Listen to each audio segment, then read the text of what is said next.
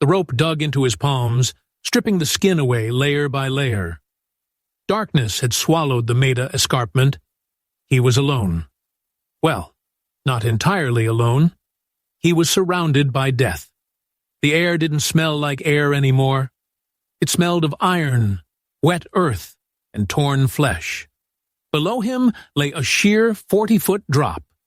Above him, the Japanese army was combing the ridge, bayonets fixed, hunting for survivors. Any sane soldier would have retreated hours ago. Any sane soldier would have been carrying a rifle to protect himself.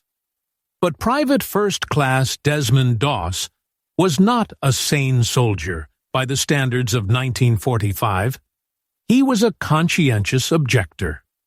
He had walked into the bloodiest meat grinder of the Pacific Theater without a single weapon. Not a knife. Not a pistol. Not even a grenade. His only defense was a small Bible in his pocket, and a refusal to leave his brothers behind. The artillery shells hammered the ground, shaking the limestone beneath his boots. He looked at the unconscious man at his feet. He looked at the edge of the cliff. He whispered into the smoke, "Lord, help me get one more." It was May 1945. Okinawa. This was the final hurdle before the invasion of mainland Japan. The Maida escarpment, known to the Americans simply as Hacksaw Ridge, was a jagged fortress of rock. It was a vertical death trap. The Japanese defenders were dug into caves and tunnels, waiting for the Americans to climb the cargo nets. And when they did, the slaughter was absolute. If you enjoy uncovering these forgotten moments of history, just take a quick second to hit that subscribe button. It helps us keep these stories alive. Now, back to the ridge. The 77th Infantry Division had been chewed up. Company B was decimated. In the chaos of the retreat, the order had come down: fall back. Every able-bodied man scrambled down the nets to safety, but the wounded were left behind. Dozens of them, bleeding out in the mud, pinned down by machine gun fire, except for one man who ignored the order. Doss stayed. Through the eyes of Desmond Doss, the world had narrowed down to a single terrifying purpose. The ground was slick with rain and blood. Visibility was near zero.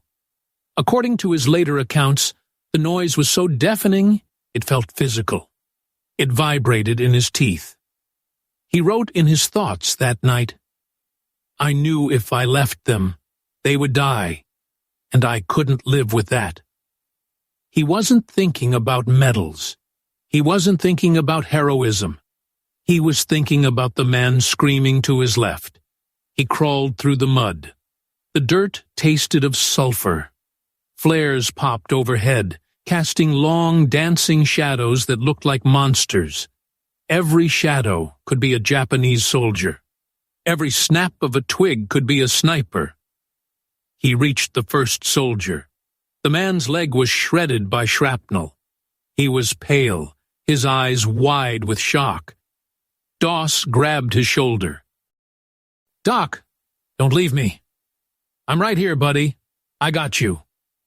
It was a lie, or at least it felt like one. How could he got him? Doss weighed 145 pounds soaking wet. The wounded man was dead weight, and the enemy was closing in. Suddenly, the ridge lit up. Japanese machine guns opened up from a hidden pillbox. Bullets chewed up the ground inches from Doss's face. Mud sprayed into his eyes. The rhythm of the battle shifted instantly. This wasn't just a skirmish anymore. It was a sweep. The Japanese were moving out of their caves to finish off the wounded Americans. Doss flattened himself against the earth. He dragged the wounded man behind a small mound of rock. He checked the soldier's pulse. It was thready. "Stay quiet," Doss whispered. He bandaged the wound in the dark, his fingers working by touch alone. He had to move him. But where? The only way out was the cliff edge. But the cliff was a 40-foot drop. You couldn't just throw a man down. He would break every bone in his body. Doss looked at a sturdy tree stump near the edge. An idea formed. It was desperate. It was dangerous. But it was the only chance. He took the rope he had scavenged. He didn't know standard rescue knots, but he knew knots from his childhood in Virginia. He remembered a double bowline, a knot that could hold a man's weight without cinching tight and crushing him. He tied the rope around the stump. He crawled back to the soldier. He dragged him inch by inch through the mud. Every movement was agony. His uniform was heavy with water and grime. He reached the edge. He tied the loop around the soldier's chest and legs. "Hold on," Doss grunted. "You're crazy, Doss. Just hold on." He lowered the man down, hand over hand.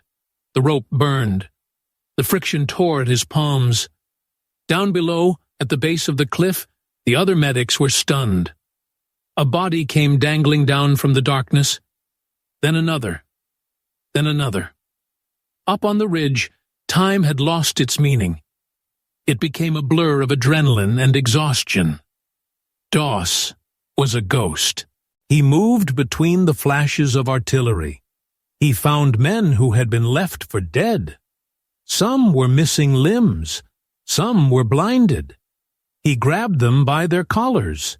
He dragged them by their belts. He carried them on his back, his spine screaming under the weight. At one point, he crawled within 10 yards of a Japanese cave. He could hear their voices. He could smell the cigarette smoke from their tunnels. He found an American soldier lying right there, right in the lion's mouth. Doss didn't hesitate. He didn't panic. He slithered forward, grabbed the man, and dragged him back into the shadows. The Japanese patrols were so close, they walked right past him. Later, a Japanese veteran would recall seeing a soldier on that ridge. He said every time he raised his rifle to shoot, the gun jammed, or he lost sight of the target. He called Doss a spirit. But Doss didn't feel like a spirit. He felt like a man running on empty. His hands were raw meat. His legs were shaking so hard he could barely stand. He had been up there for hours. 5 hours? 10 hours? He didn't know. He approached another soldier. This one was big, heavy. Doss tried to lift him, but his knees buckled. He fell into the mud, gasping for air. The fatigue was overwhelming. His body was telling him to stop. Just lay down. Just close your eyes. Nobody would blame you. You've done enough. You've saved 10? 20? That's a miracle. Go home, Desmond. He looked up at the night sky. The tracer rounds were painting red lines across the stars. He wiped the sweat and blood from his eyes. He uttered the prayer that would become legend. Lord, please, help me get one more. Just one more. He forced himself up. He grabbed the soldier. He dragged him to the edge. He tied the knot. He lowered him down. The rope bit into his bones. One more. He turned back to the battlefield. Lord, help me get one more. He found another, dragged him, lowered him. One more. It became a rhythm, a mantra, a defiance of death itself. The sun began to crack the horizon. Gray light spilled over the carnage of Hacksaw Ridge. The Japanese attacks were intensifying with the dawn. Doss was the last American on the cliff. He found one last man. He lowered him down. And finally, Desmond Doss lowered himself. He scrambled down the rope, his body battered, his uniform soaked in the blood of the men he had saved. When he hit the ground at the bottom, the other soldiers stared at him. They looked at him with something beyond respect. It was awe. They had thought he was a coward because he wouldn't touch a gun.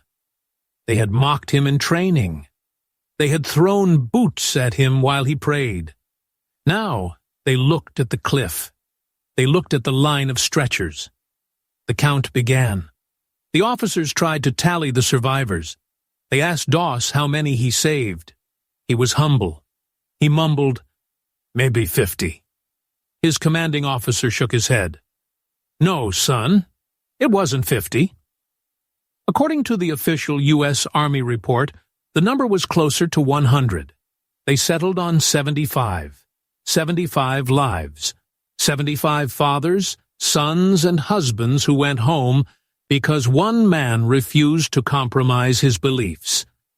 Desmond Doss survived that night. He was later wounded by a grenade, peppering his legs with shrapnel. Even then, while being carried out on a stretcher, he rolled off to treat another soldier who was in worse shape. He eventually received the Medal of Honor from President Harry Truman. He was the first conscientious objector to ever receive the nation's highest award for valor. But the citation didn't mention a single enemy killed. It only listed the lives saved. War is usually a story of destruction. It is a story of how much can be taken away. But on a limestone cliff in Okinawa, amid the fire and the fury, one man told a different story, a story of how much can be given. If you want more true stories of the people who defined history, not by their rank, but by their character, make sure you're subscribed. We bring their voices back. Desmond Doss proved something that night.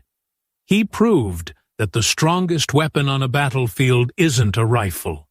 It isn't a grenade. It is the human heart, driven by a purpose greater than survival. Heroes are often defined by how they fight. He was defined by how he loved.